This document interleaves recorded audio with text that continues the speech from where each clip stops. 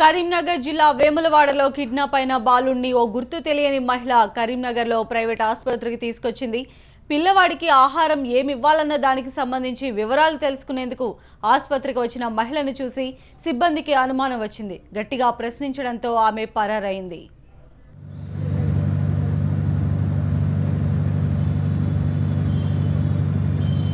ఇంకా వెళ్ళిపోయి ఆమె లోపలికి పోయి బయటకు వచ్చినప్పుడు స్పీడ్ అంతే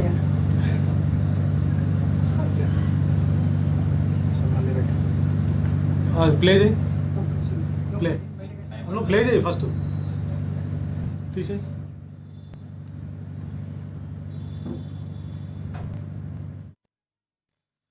దీనికి సంబంధించి అడిషనల్ డీటెయిల్స్ మా రిపోర్టర్ గోపాలకృష్ణ అందిస్తారు. గోపాలకృష్ణ చెప్పండి, విజువల్స్ లో మనం చూస్తున్నాం ఆ తల్లి ఎవరైతే ఆ మహిళ ఉందో గుర్తు తెలియని మహిళ ఆ బాలుని తీసుకురావటం మనం చూస్తూనే ఉన్నాం. అయితే ఎవరైతే డ్రైవర్ ఉన్నారో అతన్ని పోలీసులు అదుపులోకి తీసుకున్నట్లుగా తెలుస్తోంది. ఏమైనా డీటెయిల్స్ అతని నుంచి సేకరించడం జరిగిందా? అప్డేట్స్ ఏంటి? సంధ్య ఉదయం తెల్లవారుజామున వేములవాడలో బాలుని కిడ్నాప్ చేశారు. స్వయంగా అంటే వేములవాడ దేవస్థానానికి నల్గొండ జిల్లా ఆలేరు నుంచి వచ్చిన ఈ కుటుంబం రాత్రి పడుకుంది వేములవాడ ఆవరణలో.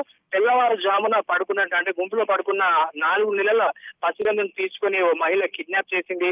తెల్లవారుజామున డైరెక్ట్ గా కరీంనగర్ కి ప్రైవేట్ గా ఆటోను మాట్లాడుకుని ఆటో ద్వారా కరీంనగర్ లోని పలు ప్రైవేట్ హాస్పిటల్లో తిరిగారు. అంటే పిల్లవాడికి ఆహారం కోసం ఏవైతే బాగుంటుందనే విషయాలు తిరగడంతో కొన్ని హాస్పిటల్లో అనుమానాస్పదంగా చూడడంతో అక్కడి నుంచి బయటకు వచ్చేశారు.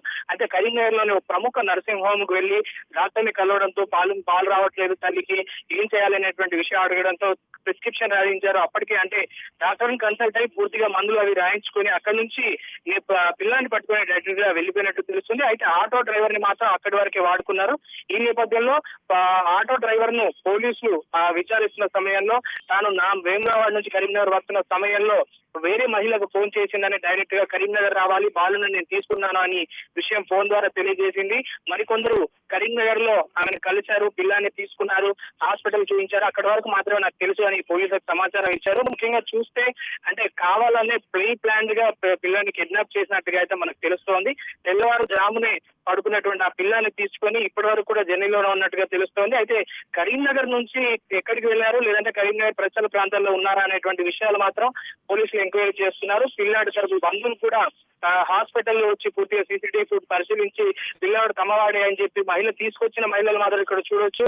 అక్కడ హాస్పిటల్లో ఎవరైతే అమ్మాయి లేడీ వచ్చిందో ఆమె తర్వాత వేములవాడలో కిడ్నాప్ చేసిన వాళ్ళిద్దరు కూడా డిఫరెంట్. అంటే ఇద్దరు మహిళలు ఇక్కడ మనకు కనబడుతున్నారు సీసీ ఫుటేజ్ లో. వేములవాడలో కిడ్నాప్ చేసిన వృద్ధురాలు వేరు, ఇక్కడ తీసుకొచ్చినటువంటి మహిళ వేరు. మహిళతో పాటు మరో చిన్నారి కూడా మనకు సీసీ ఫుటేజ్ లో కనబడుతుంది. సంధ్య. Okay, right Gopalakrishna.